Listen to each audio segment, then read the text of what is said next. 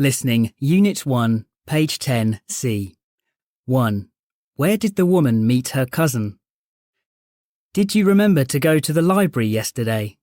I did, but I was late because I saw my cousin before I got there. Yes, she told me. She said she met you in the car park on her way to the supermarket. That's right. Of course, she had to show me her new car. 2. Who does the man's niece take after? So you finally met your niece yesterday. Who did she take after? Well, she doesn't look like her dad at all. I suppose she does look a bit like her mother, but overall, I think she looks most like her grandmother. 3. How does the man's daughter spend her free time? I think my daughter should spend a bit more time outside. She could be riding her bicycle or something. Well, at least she's doing something creative. Practicing the violin is much better than just sitting watching TV. You're right, but sometimes I want a little peace and quiet. Listening, Unit 1, page 10, E. There are 6 questions in this part. For each question, there are 3 pictures and a short recording. Circle the correct picture A, B, or C. 1. Which girl is her sister? Here they come now. Is your sister the one with the short hair? No, my sister's got long, straight hair. Is she wearing shorts? Yes, that's her.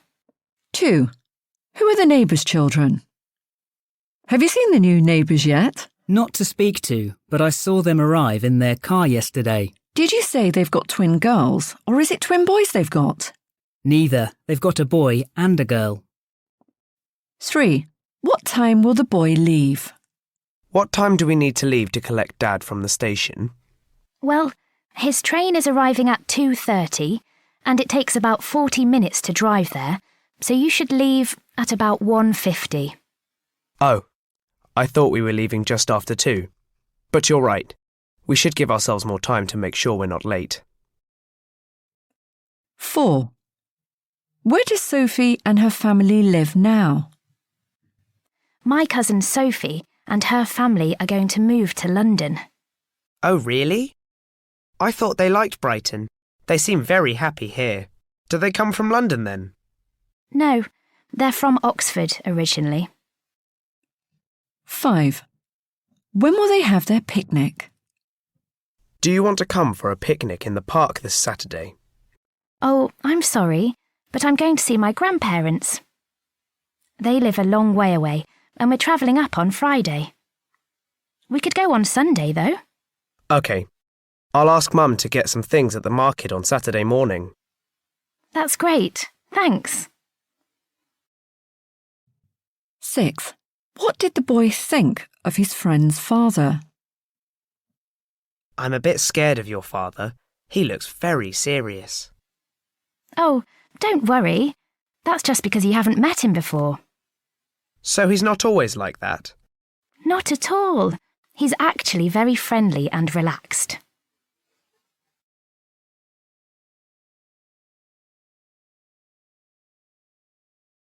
Listening, Unit 2, page 22A. 1. My younger brother was born in 2011. 2.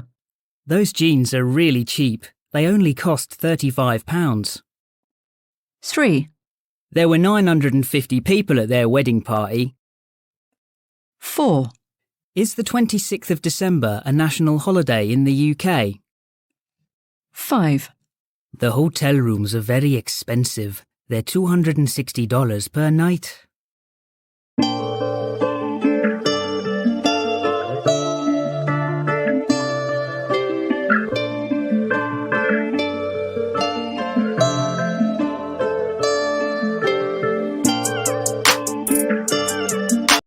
Listening, Unit 2, page 22D. You will hear a radio interview about a restaurant festival. For each question, circle the correct option A, B, or C. Good evening and welcome to the food programme. With me in the studio tonight is Faye Wallace, who has her own food and restaurant blog. Tonight we're talking about the London Restaurant Festival. which is a 2-week-long event and celebrates eating out. So, Faye, tell us a bit about the festival. Hello, John. Well, the London Restaurant Festival is about helping people to learn about and to try some of the fantastic restaurants in our city. The festival started in 2009 when over 450 restaurants took part. This year, the organisers are hoping that there will be approximately 800 restaurants. Wow, that's a lot of restaurants. So what do they have to do? Well, all the restaurants will prepare special starters, mains and desserts to demonstrate their chef skills and favourite dishes. There will be 4 different prices for menu, starting at under £10 per person up to over £25 per person. This means a great variety of restaurants can take part, from the traditional to the trendy, and everyone can enjoy the festival. That sounds good.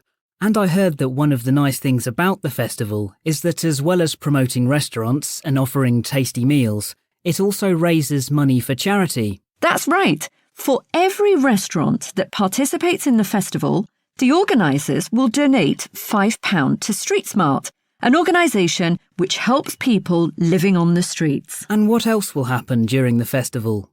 Well, an interesting part of it is the Gourmet Odyssey.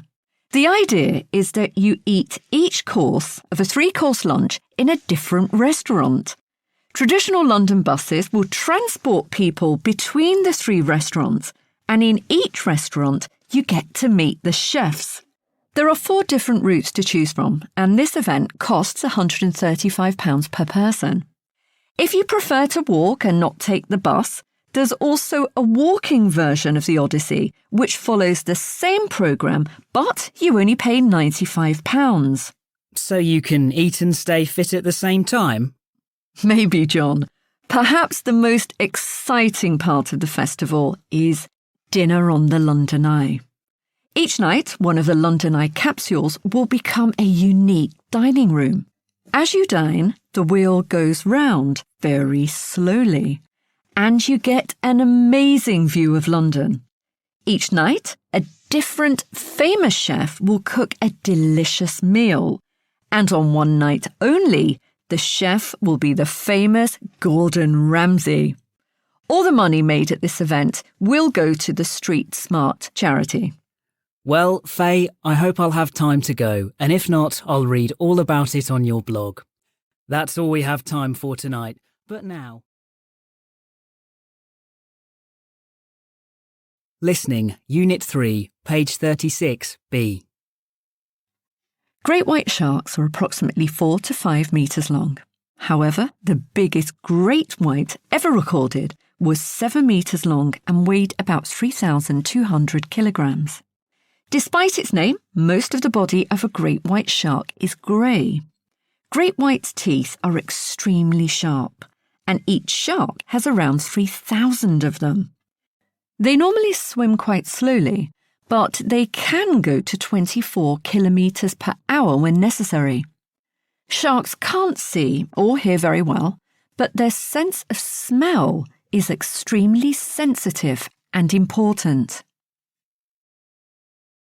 Listening, Unit 3, page 36, D. You will hear an interview with the scientist who studies sharks. For each question, filling the missing information in the numbered space. Welcome to Wildlife Watch.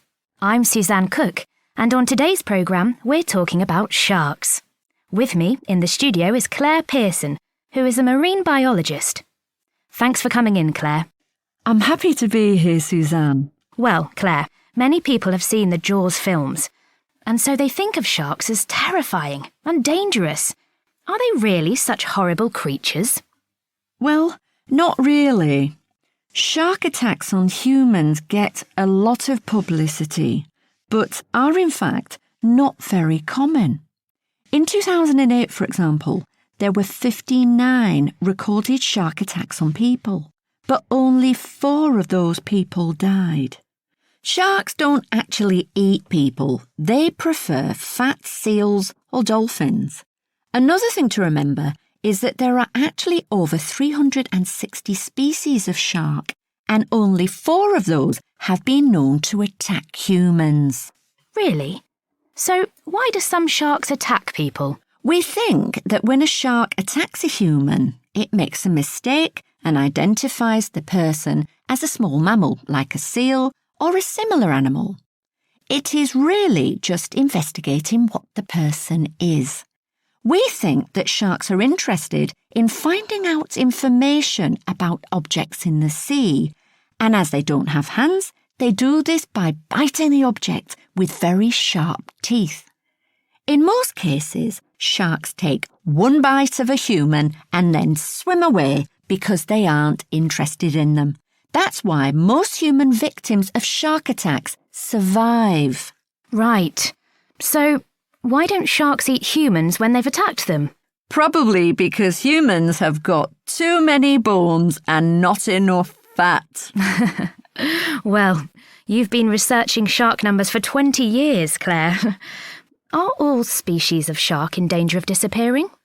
No, not at all, but many species are. Compared with the 59 shark attacks on humans that I told you about before, humans kill around 100 million sharks every year. That's an incredible number. Sharks are killed for sport, by mistake, by fishermen, or to make some expensive foods. The food industry uses methods which are also extremely cruel. This means that many species are now in danger of extinction. That's very sad news. Let's hope things will change and shark populations will recover soon. Yes, let's hope so.